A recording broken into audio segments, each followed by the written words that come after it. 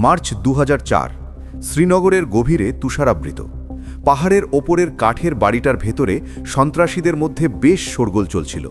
ইফতেখার নামের এক হিজবুল মুজাহিদিন সন্ত্রাসী রান্নাঘরে কাবা সিদ্ধ করছিল, আর অন্য একটি ঘরে আবু তারারা ও আবু সাজ্জার নামের আরও দুজন সন্ত্রাসী ফিসফিস করে কথা বলছিল। এরপর তারা তাদের AK-47 রাইফেলগুলো বের করল। ঠিক তখনই ইফতেখার একটি ট্রেতে করে কাবার 3টি কাপ হাতে নিয়ে ঘরে প্রবেশ করল। ইফতেখারকে দেখে গ্লাসগুলো না তুলে সাজ্জার তার দিকে AK-47 তাক করল এবং তারারা রেগে গিয়ে বলল, ইফতেখার, আমি তোমাকে শেষবারের মতো জিজ্ঞেস করছি, তুমি কে? তার সঙ্গীদের এমন আচরণ দেখে ইফতেখার সাবধানে ট্রেটা নামিয়ে রাখল।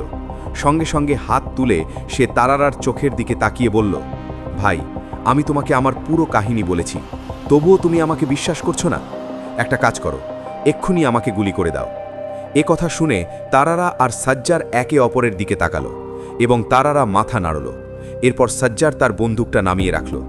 তারপর তারা দুজনেই মাটিতে রাখা ট্রে থেকে নিজেদের কাবার গ্লাস তুলে নিয়ে সামনে রাখা খাটের দিকে এগিয়ে গেল।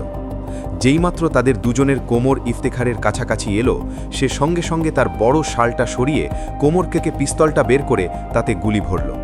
পিস্তলে গুলি ভরার শব্দ শুনে তারারা আর সাজ্জার ঘাড় ঘোরালো। ঠিক সেই মুহূর্তে ইফতেখার একের পর এক তাদের বুকে দুটো গুলি চালায়। মুহূর্তের মধ্যে দুজন সন্ত্রাসী আটার বস্তার মতো মাটিতে লুটিয়ে পড়ে। বন্ধুরা, এই সন্ত্রাসীদের মধ্যে কোনো পারস্পরিক বিরোধ ছিল না। আসলে এই ইফতেখার ছিলেন আমাদের সাহসী ফার্স্ট প্যারা SF কমান্ডো মোহিত শর্মা, যিনি গত 2 মাস ধরে এই 2 ভয়ঙ্কর সন্ত্রাসীকে হত্যা করার জন্য অপেক্ষা করছিলেন। আজকের ভিডিওতে আমরা দেখব কিভাবে মেজর শর্মা তার আবেগের বশে পরিবারকে না জানিয়ে সেনাবাহিনীতে যোগ দিয়েছিলেন, কিভাবে মেজর মোহিত শর্মা এই 2 সন্ত্রাসীকে হত্যা করার আগে 2 সপ্তাহ তাদের সঙ্গী হিসেবে তথ্য সংগ্রহ করেছিলেন। এরপর আমরা মেজর মোহিতের সেই অভিযান সম্পর্কে জানব, যেখানে তিনি একাই 12 জন সন্ত্রাসীর হাত থেকে তার 2 কমরেডকে রক্ষা করেছিলেন, যার পরে গোটা দেশ তাকে অশোক চক্র বিজয়ী মোহিত শর্মা হিসেবে চিনতে পারে। তো সালটা ছিল 1995।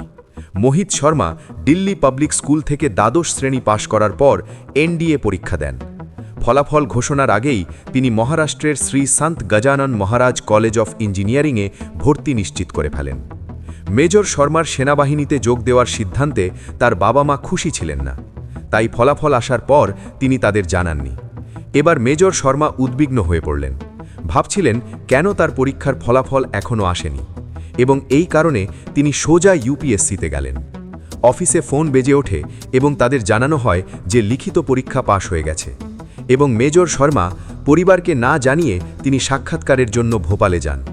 সেখানেও তিনি নির্বাচিত হন। এখন তাকে দিল্লিতে ডাক্তারি পরীক্ষা দিতে হবে। তিনি গাজিয়াবাদে নিজের বাড়িতে ফিরে এসে বাবা মাকে সব কিছু খুলে বলেন।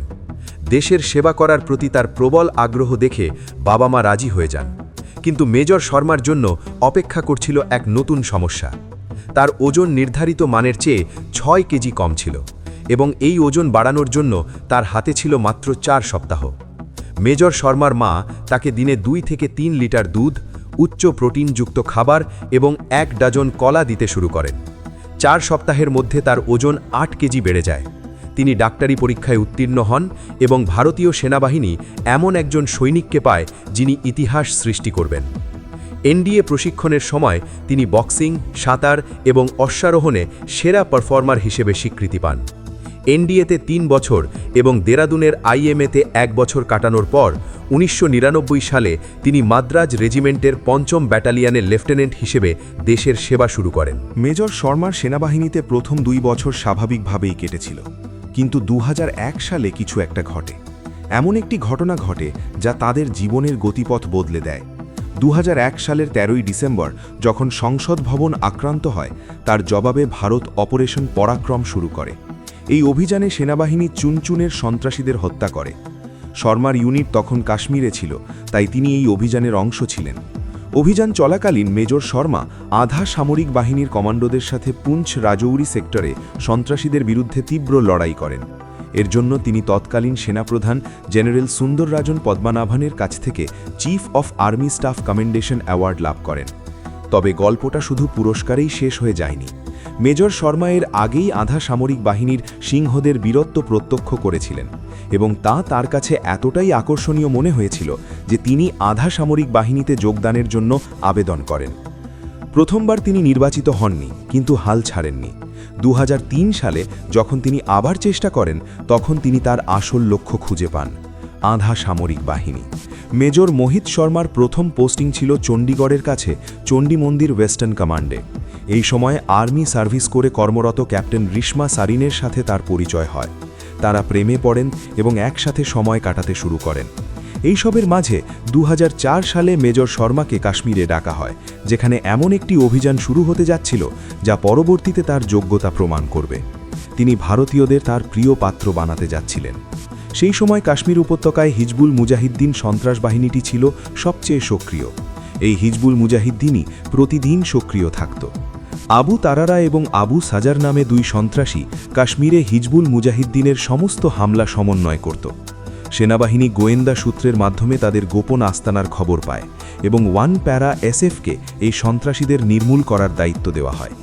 একবারে তাদের হত্যা করাটা বোকামি হতো, কারণ কাশ্মীরের প্রায় সমস্ত সন্ত্রাসীকে খুঁজে বার করার দায়িত্ব এই দুই সন্ত্রাসীরই ছিল। তাই ওয়ান প্যারা এসএফ সিদ্ধান্ত নেয় যে একজন ছদ্মবেশী কমান্ডো তাদের সাথে বন্ধুত্ব করে যতটা সম্ভব তথ্য সংগ্রহ করবে। এই কঠিন কাজের জন্য মেজর শর্মাকে বেছে নেওয়া হয়। পরিকল্পনা অনুযায়ী তিনি প্রথমে তার চুল এবং দাড়ি লম্বা করেন এবং নিজের নাম মোহিত থেকে পরিবর্তন করে ইফতিকার ভাট রাখেন। এরপর যখন আবু তারারা এবং আবু সাজার এসে পৌঁছায়, তিনি তাদের বিশ্বাস অর্জনের জন্য একটি গল্প তৈরি করেন। মেজর শর্মা ব্যাখ্যা করেন যে সেনাবাহিনী একটি সংঘর্ষে তার নিজের ভাইকে হত্যা করেছে এবং তিনি যে কোনো মূল্যে এর প্রতিশোধ নিতে চান। এরপর তিনি সেনাবাহিনীকে আক্রমণ করার একটি অব্যর্থ পরিকল্পনা তাদের দেখান, যার মধ্যে একটি সেনা চৌকির অবস্থানের মানচিত্র এবং সেখানে কতজন নিহত হয়েছে তার বিবরণও ছিল। তিনি সৈন্যদের সম্পর্কে এবং তারা কী ধরনের অস্ত্র বহন করবে তার বিষয়ে সমস্ত তথ্য জানিয়ে দেন।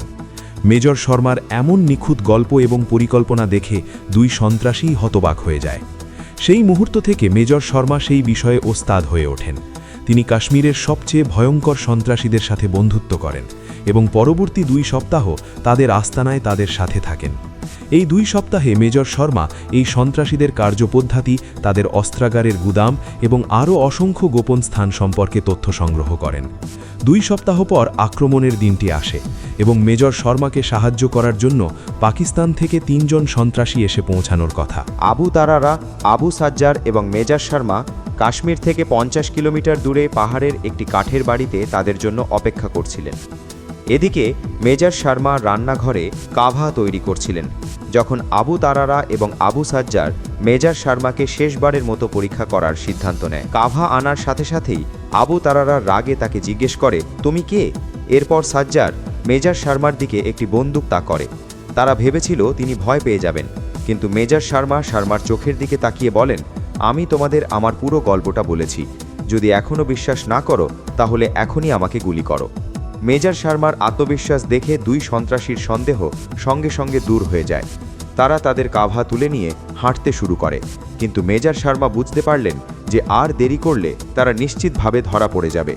কাভা তাদের শরীরে প্রবেশ করার আগেই মেজর শর্মা তার পিস্তল বের করে গুলি চালানোর সাথে সাথেই ভারতীয় সেনাবাহিনীর সবচেয়ে বড় মাথা ব্যথার কারণ হয়ে ওঠা 2 সন্ত্রাসীকে তৎক্ষণাৎ তাদের উপযুক্ত গন্তব্যে অর্থাৎ নরকে পাঠিয়ে দেওয়া হলো। এই অভিযানে মেজর শর্মার অসাধারণ সাহসিকতার স্বীকৃতিস্বরূপ 2005 সালে তাকে আর্মি মেডেল প্রদান করা হয়। এই সময়ের মধ্যে তিনি রিশমাকে বিয়ে করেন এবং হিমাচল প্রদেশের নাহানে অবস্থিত স্পেশাল ফোর্সেস ট্রেনিং স্কুলে প্রশিক্ষক হিসেবে নিযুক্ত হন। স্পেশাল ফোর্সে 2 বছরেরও কম অভিজ্ঞতায় প্রশিক্ষক হওয়াটাই ছিল এক অসাধারণ কৃতিত্ব। মেজর শর্মার বাবা মাও আনন্দিত ছিলেন যে তাদের ছেলে এখন বিপজ্জনক এলাকা থেকে দূরে আছে। তাদের এই আনন্দ অবশ্য ক্ষণস্থায়ী ছিল। কাশ্মীরে একটি সংকট দেখা দিয়েছিল এবং যখন দেশ বিপদে পড়ে তখন আধা সামরিক বাহিনীর সাহসী পুরুষদের ডাকতেই হয়।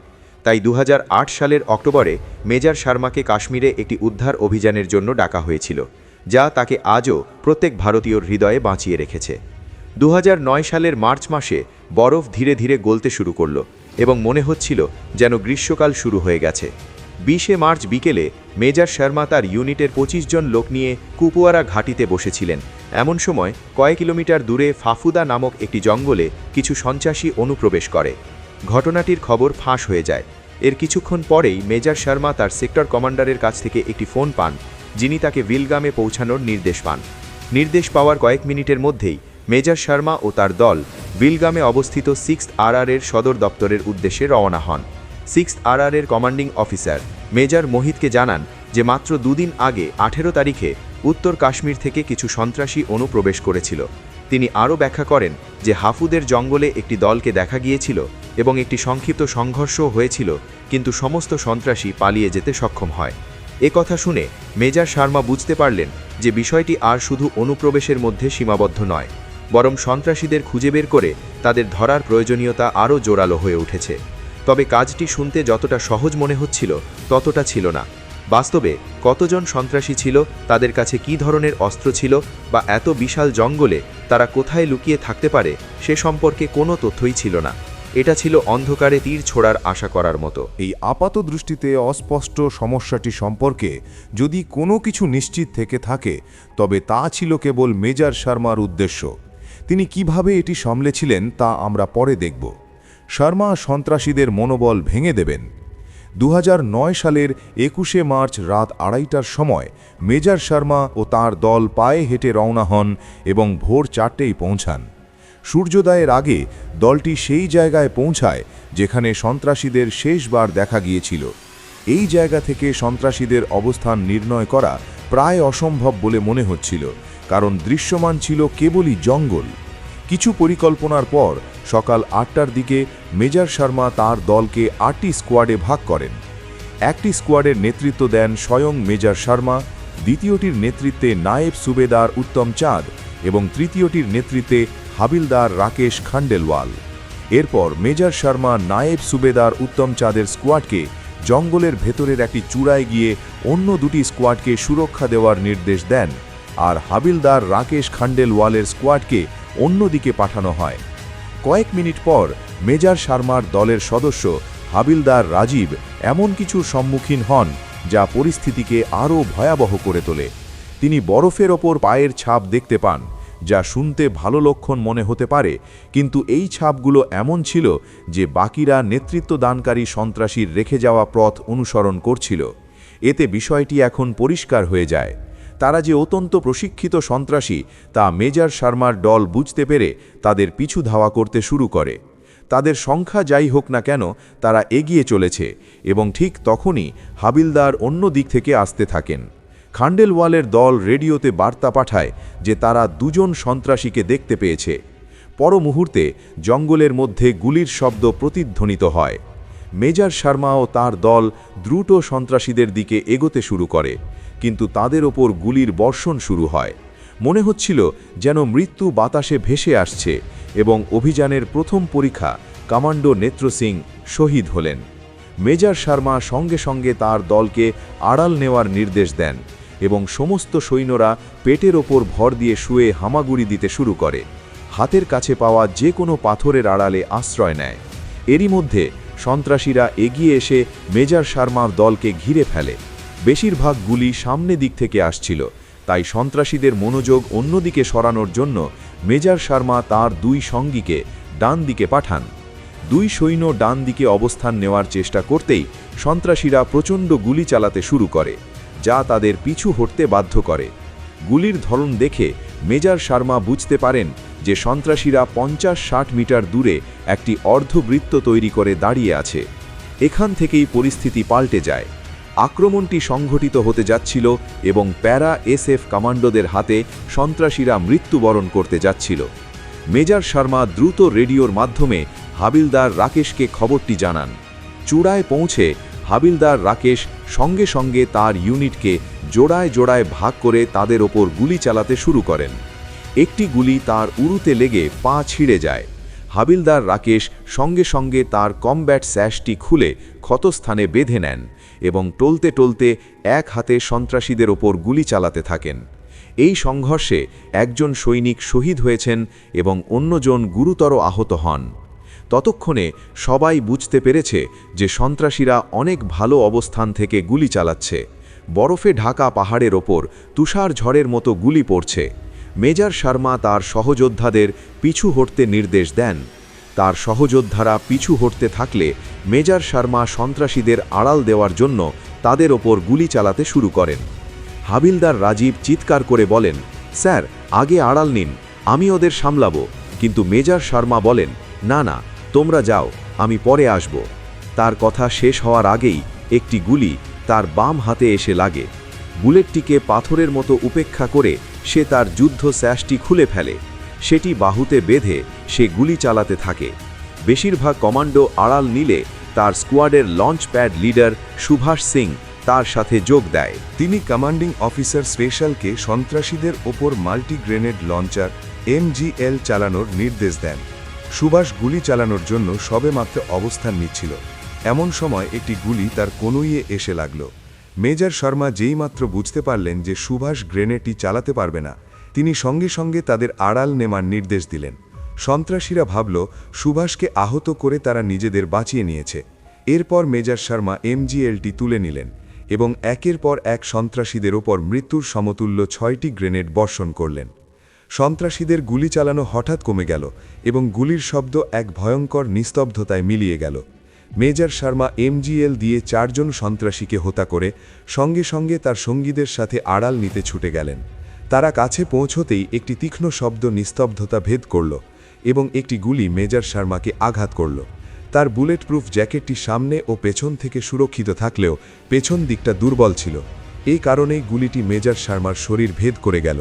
তিনি সামান্য টলে গেলেন এবং কনস্টেবল রাজীব সঙ্গে সঙ্গে তার টিম লিডারকে সাহায্য করতে ছুটে এলেন। মেজর শর্মা তার দিকে তাকিয়ে বলেন, আমি ঠিক আছি রাজীব, এটা সামান্য আঘাত, তুমি ওদের ওপর গুলি চালাতে থাকো, একজন সন্ত্রাসীও যেন রেহাই না পায়। ইতিমধ্যে তৃতীয় কন্টিনজেন্ট, যাদেরকে প্রথমে চূড়ায় উঠে সুরক্ষা দেওয়ার জন্য বলা হয়েছিল, তারা নিজেদের অবস্থানে পৌঁছে সন্ত্রাসীদের খোঁজা শুরু করে। রক্তে ভেজা মেজর শর্মা একটি গাছে হেলান দিয়ে একটানা গুলি চালাতে থাকেন।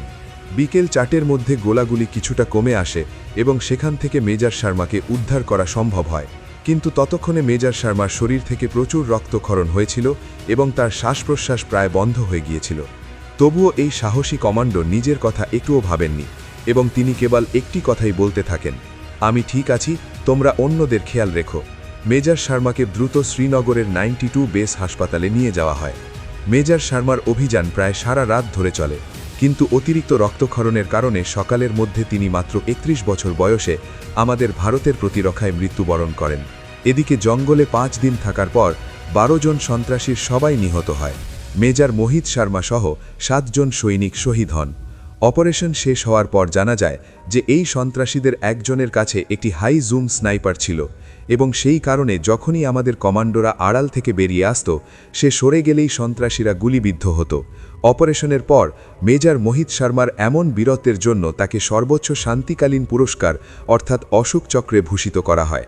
এই পুরস্কারের পাশাপাশি মেজর শর্মা আজও প্রত্যেক ভারতীয়র হৃদয়ে রয়েছেন। তার স্ত্রী আর বিয়ে করেননি। আমরা দেশের সেই সব সাহসী পুরুষদের স্যালিউট জানাই যারা আমাদের জন্য নিজেদের ভালোবাসা ও পরিবারকে উৎসর্গ করেন।